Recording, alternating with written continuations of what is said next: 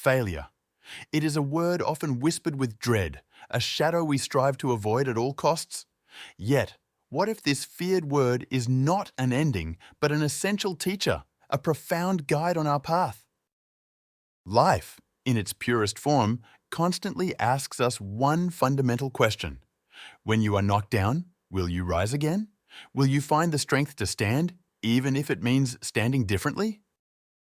This is the heart of true strength. It is not about gracefully avoiding every fall, but about the profound wisdom gained in learning to rise, transformed by the experience. This is Clara's story, a testament to the enduring power of the human spirit. From her earliest memories, Clara was a dancer. Every breath, every movement was a conversation with music, a silent poetry expressed through her body. She dedicated her life to the rigorous discipline, the endless hours of practice, the pursuit of perfection. At 27, her lifelong dream materialized.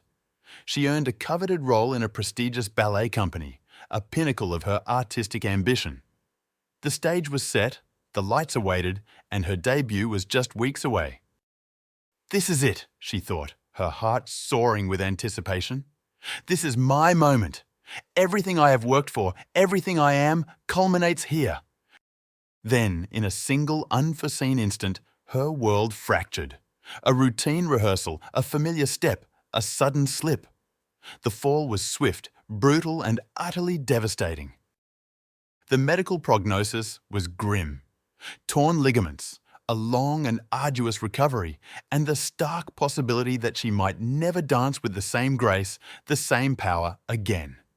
Her identity, her purpose, her very joy crumbled around her. Clara felt utterly broken, left behind as the vibrant dance world continued its relentless spin. A limiting belief took root deep within her. If I can't dance, I'm nothing. Her worth, she believed, was inextricably tied to her ability to perform. Days bled into weeks, weeks into months, each one heavier than the last. One afternoon, from her window, Clara watched a young boy struggling to learn to ride his bicycle. He wobbled, he fell, he scraped his knees, but each time he picked himself up. His mother stood nearby, offering gentle encouragement. After another tumble, she knelt beside him, her voice carrying softly through the air. "That's how your legs learn what balance feels like," she said. "Every fall teaches them something new." Those simple words resonated deep within Clara, striking a chord she hadn't known existed. They sparked a profound self-reflection, challenging the rigid belief that had held her captive. Was she truly nothing without dance? A new thought, fragile yet persistent, began to form. "Maybe I can dance again," she mused, a flicker of hope igniting within her. "Even if it's not the same dance." Driven by this nascent hope, Clara returned to the empty studio. Her body, once a vessel of effortless grace, now felt foreign, stiff, and riddled with pain. Each movement was a struggle, a stark reminder of what she had lost. Yet she persevered.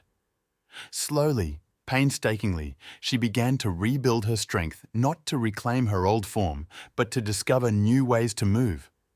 She learned to listen to her body, to honor its limitations, and to find beauty in its altered landscape. A profound realization dawned upon her. Falling had not just broken her, it had taught her. It taught her to move with the pain, to integrate it into her expression rather than fighting against it. Her dance began to evolve. It became slower, deeper, more focused on raw truth and authentic feeling than on traditional, flawless grace. One day, an unexpected invitation arrived to teach a workshop on movement and resilience. Her initial reaction was hesitation, a fear of stepping into a new, unfamiliar role. But then, she remembered the boy on the bicycle and his mother's wisdom. Balance isn't found in stillness, it's found in the continuous act of adjusting and moving forward. She embraced the opportunity. Her students came with their own stories of loss and struggle, job loss, recovery from surgery, the crushing weight of anxiety. Clara didn't offer them platitudes or easy answers. Instead, she shared her own journey, her own vulnerability. Her message to them was clear and empowering.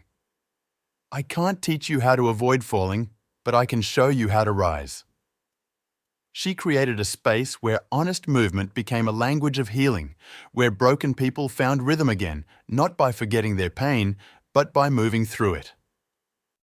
Months later, Clara performed at a local charity event. She was not the flawless ballerina of her past, but something far more profound. She was a woman who had embraced her imperfections, who had found strength in her scars. Her movement was a living narrative, expressing her entire journey. The shattering fall, the agonizing pain, the slow, deliberate rise. It was a dance of resilience, of vulnerability, and of unwavering hope. The audience didn't applaud for perfection. They applauded for truth, for authenticity, for the raw, beautiful courage of a spirit reborn. Clara's story reminds us that resilience is not about returning to who you once were. It is about growing into a new self, a stronger, wiser, and more compassionate version of who you were meant to be. True strength is found not in avoiding the breaking, but in the courage to break, to learn from the pieces, and to rebuild something entirely new. Every fall, every setback, every moment of despair offers an invaluable opportunity. It is a chance to rise stronger, to move with greater intention, and to live more authentically. So, when life inevitably knocks you down, remember Clara. Remember the boy on the bicycle. Choose to keep moving. Choose to rise.